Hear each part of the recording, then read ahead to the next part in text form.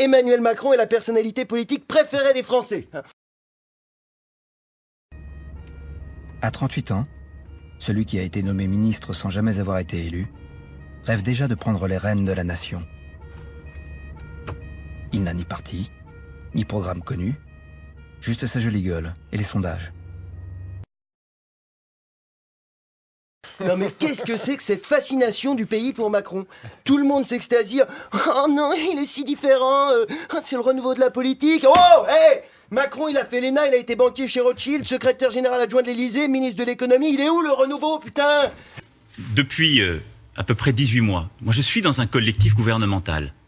Je suis quelque part, je suis dans le gouvernement, sous la présidence de François Hollande, dans le gouvernement de Manuel Valls, et j'agis au sein de ce collectif. On a fait beaucoup de choses. Est-ce que ce plan emploi va faire baisser le chômage en 2016 ?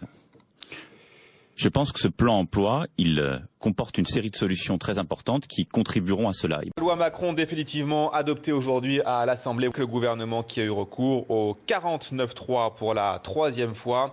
Son slogan à Macron, c'est « Et si on remettait la France en marche ?» Qu'est-ce qu'il attend pour le faire? D'être au gouvernement? On ne sait pas. Prud'homme, oui. Négociation au niveau de l'entreprise pour le temps de travail. J'ai entendu tout à l'heure quelque chose qui, moi, m'effraie. Est-ce que les Français aujourd'hui vous ont demandé de faire une loi pour plafonner les indemnités au prud'homme? Vous dites tout à l'heure, c'est surtout pour réduire les délais, mais rien ne vous empêche de réduire les délais tout en maintenant les montants tels qu'ils ont toujours été décidés par les prud'hommes. Aujourd'hui, vous êtes en train d'ouvrir une boîte de Pandore qui est quand même assez exceptionnelle pour les patrons. Je veux dire, moi, je suis licencié d'un grand groupe. J'aurais été dans une PME, dans une TPE, j'aurais été licencié tout pareil. À la différence près, c'est qu'aujourd'hui, mon patron, lui, il peut calculer le montant de l'indemnité. Et il sait très bien qu'aujourd'hui, le risque qu'il encourt, il est minime. Ça, c'est le premier point. Donc, en quoi alléger les droits des patrons va-t-il donner plus de moyens pour créer de l'emploi? Je veux dire, on marche sur la tête Emmanuel complètement. Macron. C'est très simple. D'abord, on fait des lois parce que on a justement le mandat de réformer le pays. C'est le mandat qu'a le président de la République par le peuple français. Mais aujourd'hui, j'ai pas entendu Hollande nous dire qu'il allait à un moment donné plafonner les indemnités de licenciement. Vous avez une vision du mandat impératif où il faudrait, dans la campagne présidentielle, tout dire. La situation du pays exige aussi de bouger. J'ai pas demandé de tout dire, j'ai dit d'arrêter de mentir, c'est différent. Mais est-ce que les Français aujourd'hui vous ont demandé de faire une loi pour plafonner les indemnités au prud'homme?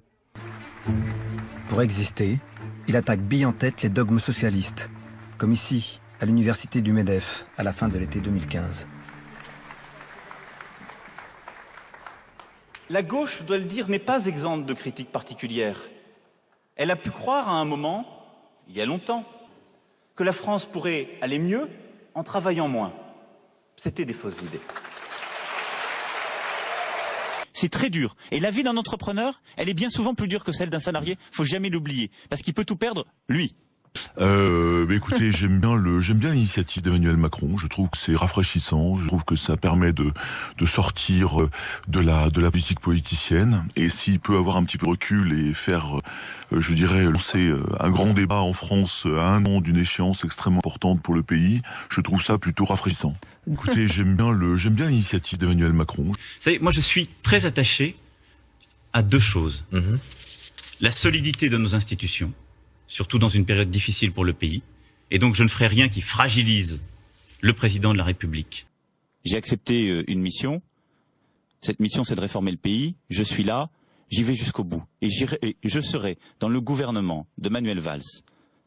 D'abord, aussi longtemps que François Hollande le voudra. Jusqu'à quand? Et aussi longtemps que François Hollande le voudra, c'est lui qui le décide. Et je serai là vous pour ne le pousser. quitterez pas, donc. Je serai là pour pousser, pour réformer. À aucun moment, vous ne le quitterez avant 2017. Vous me posez la question. Mais c'est pas, ça c'est indécent. On est ministre de la République. Oui.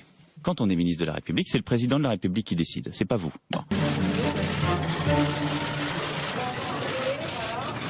J'ai donc choisi de présenter ma démission. Et donc je ne ferai rien qui fragilise le président de la République. Alors son programme Macron, c'est dans un livre qui s'appelle Révolution. C'est quoi une révolution menée par Macron? Camarades, pendons les ennemis du peuple. Attendez, sauf les banquiers parce que c'est des copains. Sauf les grands patrons parce que c'est des copains. Attendez, sauf les politiques parce que... vous savez quoi? Finalement, pendez-vous entre vous, on s'occupe de la transition avec les copains. Hein? Engagez-vous. Renversez la table. On en a marre. Et alors, mais moi j'ai bossé. Mais attendez, moi j'ai pas de leçon. Attendez, mais moi j'ai pas de leçon à recevoir. Si vous aimez pas que la France soit bloquée, arrêtez de la bloquer. Voilà, arrêtez de la bloquer. Pourquoi? Mais parce que ce qui a bloqué la France, c'est le 49.3, monsieur Macron. Vous savez, la meilleure façon de se payer un costard, vous n'avez pas de faire peur à votre teacher. La meilleure façon de se payer un costard, c'est de travailler. Vous n'avez pas de faire peur à votre teacher. La meilleure façon de se payer un costard, c'est de travailler. La meilleure façon de se payer un costard, c'est de travailler. La meilleure façon de se payer un costard, c'est de travailler. Sur les dossiers que j'ai, il y a la société GAD. Vous savez, cet abattoir. Il y a dans cette société une majorité de femmes. Il y en a qui sont, pour beaucoup, illettrées. Entendu, ministre de l'économie. Lui, qui ce matin a dit que la plupart des femmes de la société GAD étaient des illettrées. Alors nous, on vient vous prouver qu'on n'est pas illettrés, qu'on a un permis et qu'il y a aussi des administratifs. Et que toutes les femmes ici savent lire et écrire. On se sent bafoué, on se sent diminué. Il nous prend pour qui?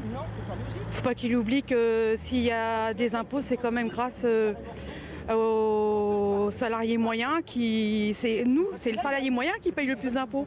Après que vous avez été nommé ministre de l'économie en 2014, l'administration fiscale a réévalué votre maison familiale, plus exactement celle de votre épouse, au Touquet. Et bim! Elle a très exactement réévalué 1 453 000 € au lieu de ce que vous aviez déclaré et évalué, qui était 1 200 000 €, ce qui figurait dans votre déclaration de patrimoine. Ce qui a eu pour conséquence très concrète de vous rendre redevable de la première tranche de l'impôt sur la fortune. J'ai dû payer 5 000 ou 6 000 € d'ISF. C'est honteux qu'il s'occupe de son économie puis qu'il gère tout ça, déjà. Hein. Quand on voit qu'il y a des bugs dans leurs trucs, ils ne sont pas fichus de déclarer leurs impôts, nous on les déclare et on n'est pas illettrés. J'ai dû payer 5 000 ou 6 000 € d'ISF. Et bim! Emmanuel Macron qui monte son mouvement politique. Ni de droite, ni de gauche, au milieu, pile dans le cul. Hein, ça n'a pas duré bien longtemps. 10 heures après, Mediapart sortait que le siège social, c'était le domicile privé du directeur d'un des principaux clubs patronaux. Parce que c'est notre projet! Vive la République!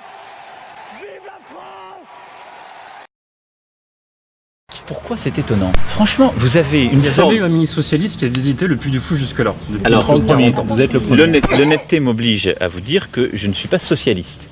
Pourquoi moi je suis socialiste et je l'assume, et être socialiste aujourd'hui me paraît une nécessité de bâtisseur, parce que certains en journaux disent encore le banquier d'affaires. Vous savez, moi, je serai banquier d'affaires toute ma vie. Marqué Rothschild dans votre dos. Là. Oui, je ne crois plus, pour ma part, à l'union des gauches. J'ai dit qu'il était sain dans un pays, et on m'interrogeait sur la création d'entreprises, qu'en effet des jeunes aient cette ambition de pouvoir devenir milliardaires. Et en effet, c'est une bonne chose. Un mouvement politique nouveau, c'est-à-dire c'est un mouvement politique qui ne sera pas à droite, qui ne sera pas à gauche. Un mouvement politique nouveau, c'est-à-dire c'est un mouvement politique qui ne sera pas à gauche, qui ne sera pas à gauche.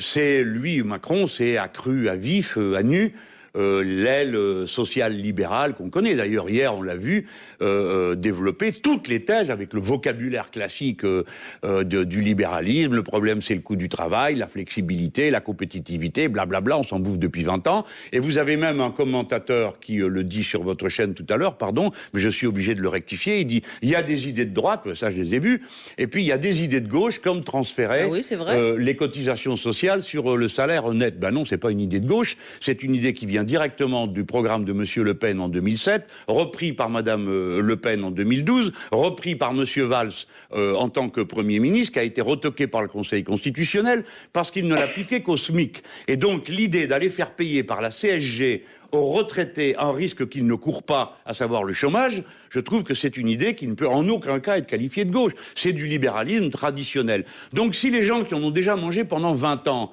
en reveulent parce que le plumage et le ramage a changé, eh ben ils ont en effet à leur disposition Monsieur Macron. Moi, mon pari, c'est que les gens en ont soupé de tout ça et qu'ils veulent plutôt de la planification écologique, du changement des institutions politiques, les choses raisonnables que je propose. Tandis que ce qu'il fait, là, c'est la galère à vie.